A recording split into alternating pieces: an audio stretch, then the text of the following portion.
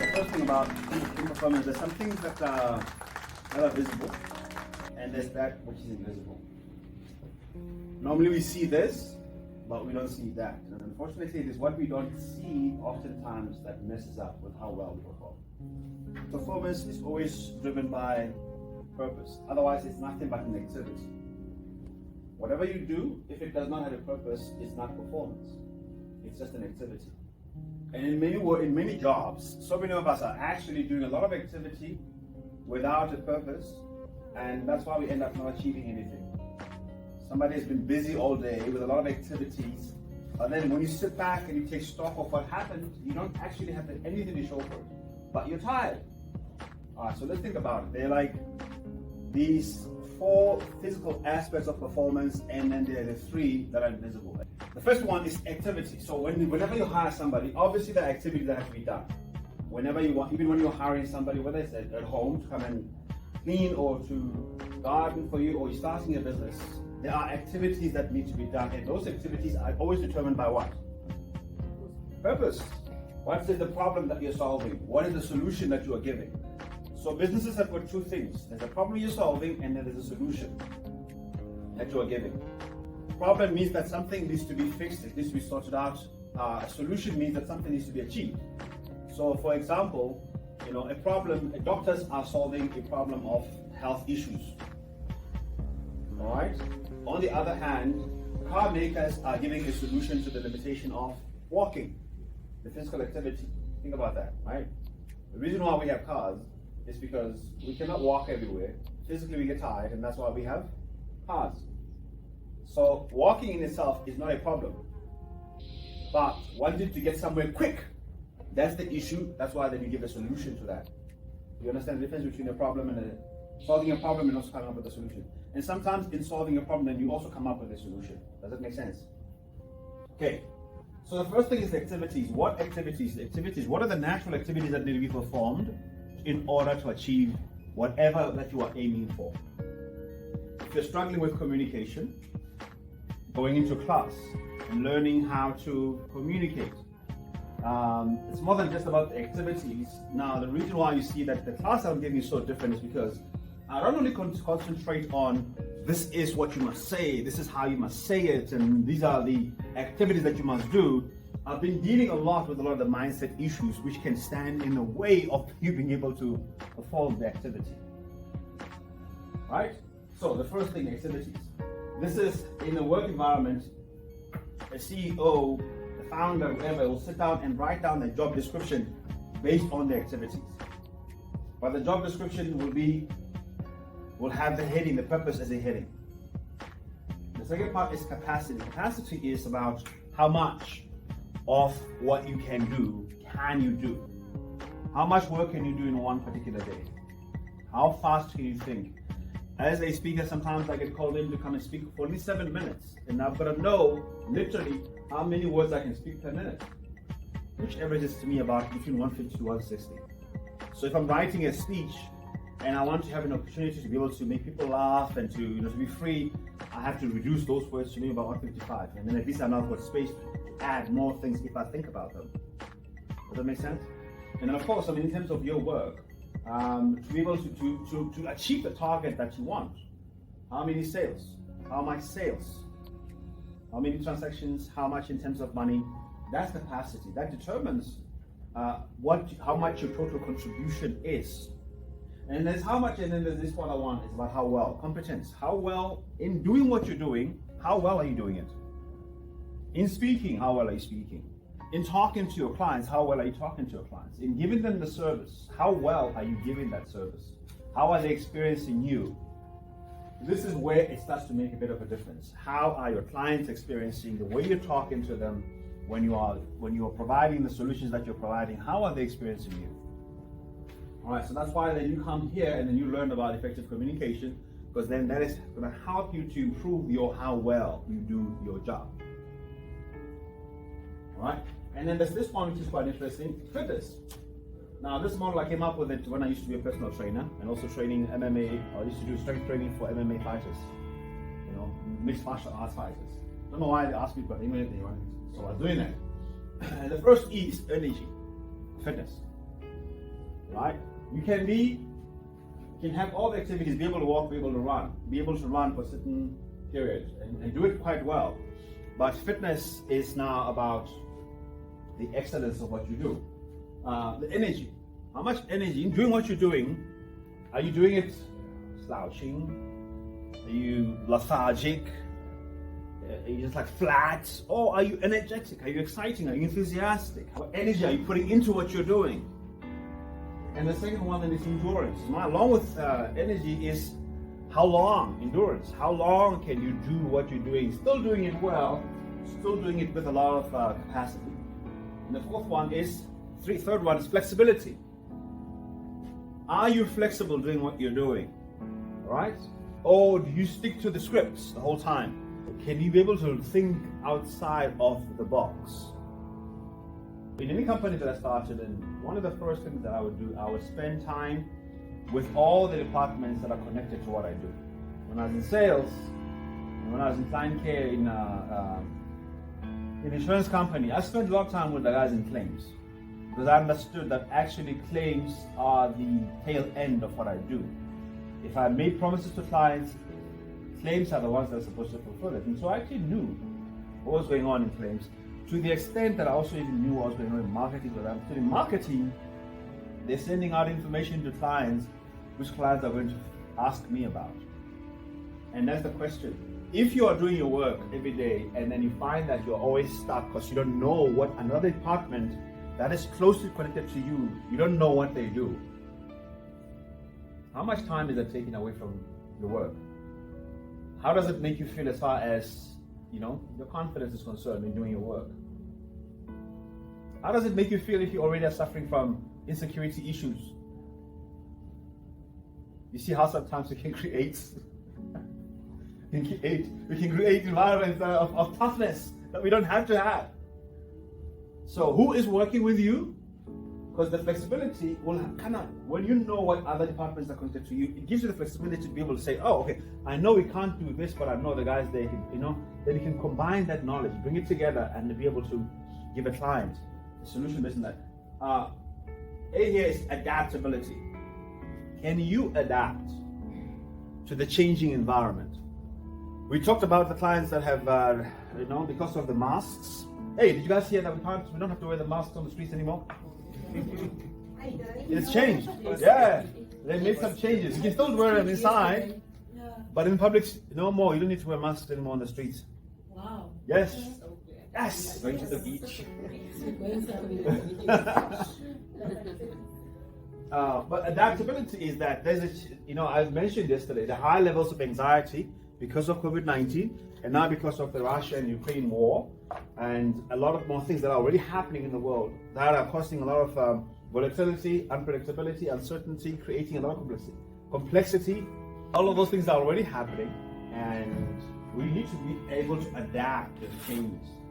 Like you guys were saying, now you've learned to smile with your eyes and make sure that your eyes do what your smiles can't do anymore because of they're behind the masks. And then the last one is agility. Now in sports, the most agile athletes are normally your athletes that get paid the most. Because agility is about your ability to handle emergencies.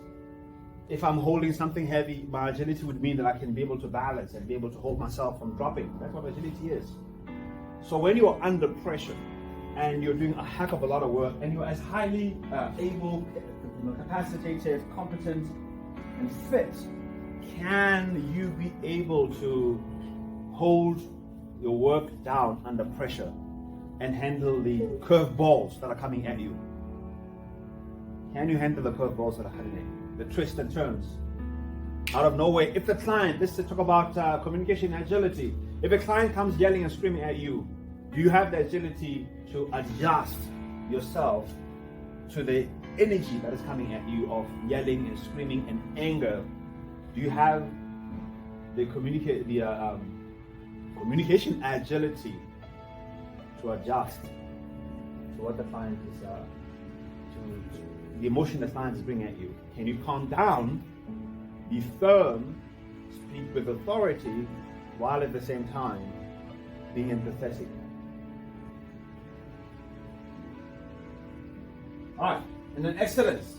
So you can have all of that, be highly capable, be the most intelligent person in the room, the one that got the best marks, has the best abilities, can do everything well. But the question is, excellence. And excellence is about doing your best every time. And your best is trapped by two things: experience and your commitment. Experience is about time. In time, how are you developing your skills? Remember we talked about yesterday? The 4 E's of experience: exposure, extent, experiment, and expediting. Right? And then commitment is about your best. Because some people know what to do, but they don't do their best.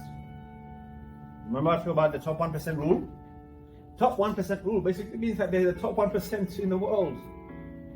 You know, somebody once said, I can't remember this, where, I remember I read it somewhere, but anyway, they say that if you were to distribute all the money in the world to every single human being, right? And that's about at least a couple of $1 million per person. They say that within a matter of not even a year, 80% of the money will be back in the hands of the current top 20%. Because people know how to only spend the money. People know how to acquire the money, spend it, but they don't know how to increase it. When you're working, you're acquiring the money. To increase it is what? Investments. That's increasing the money. Saving. That's increasing the money. Starting businesses that give you more money. That's increasing the money. But unfortunately, most people do two things. They acquire the money through salaries and whatever the case might be, and then they spend it. And then they wait for it again at the end of the month to come in. They spend the money again, and then it's over. And then come at the end of the month, come at the end of the year, they then have to go and borrow against what they're expecting to acquire. And then that begins to take away from what they have. And then South Africa right now is at about 78% debt to income household ratio. An average South African household is at 70% debt versus the income. It's gone higher now with COVID-19. Right? So, the best every time. And then there's this at the bottom here. This position is about your attitude, your mindset. It's about purpose, context, and your state. Your state physically, your state mentally, your state emotionally.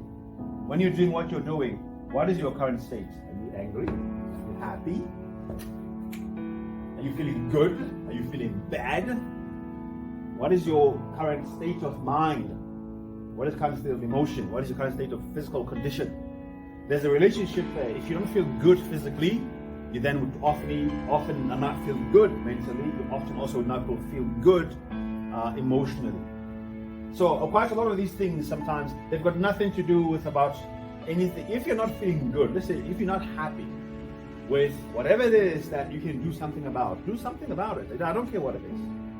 That is totally up to you. But your physical state, your mental state, your physical state, your mental state, and your emotional state.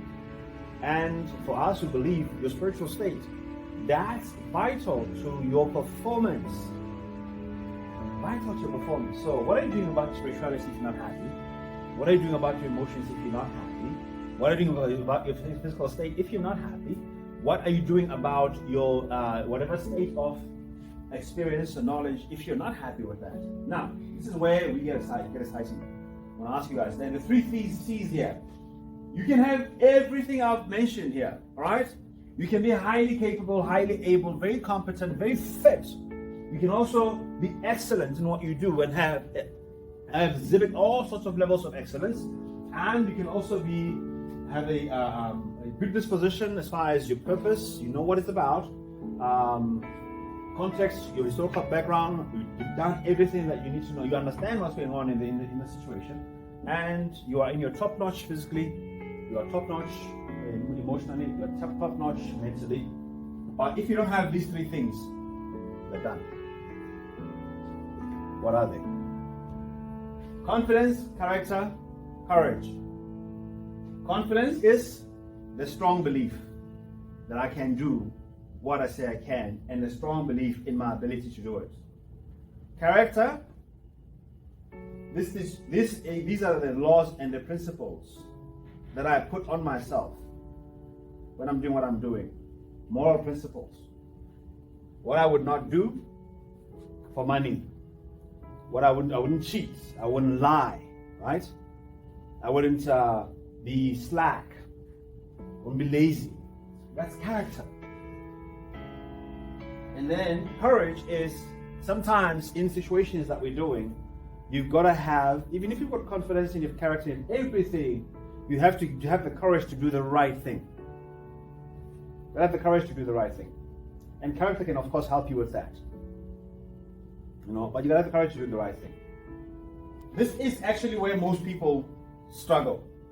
There are many highly competent people, but they don't have the confidence, they don't have the character, and they don't have the courage. Imagine having a leader without character, but they have everything. These are the guys that are gonna change their minds about the bonus they promised, the increase of salary that they promised, the promotion that you deserve. Character, because they don't have the confidence, and they don't have the confidence, then they become insecure by your own abilities, and they start to sabotage you. So, but for you, on the other hand, if you don't have the strong belief that you can do the things that you are perfectly able to do, you're in trouble. And so in talking about this effective communication class, you need to understand that to be an effective communicator, a lot of times also it will require confidence, it will require good character, and it will require that you be courageous. Courageous to stand up to sometimes being bullied. Courageous to stand up for and to articulate what is necessary. And to say it well. And how do you know how to learn how to say it well? Everything else. Working on the abilities that you're going to have, and being able to do them, to do a lot, being able to do them extremely well, being able to be agile, to be flexible with a lot of high energy and excitement, and over time building your experience, right? And of course, every day when you come to work, checking yourself, what's my purpose for being here? All right, what is my context? How am I feeling physically? How am I feeling emotionally? How am I feeling spiritually?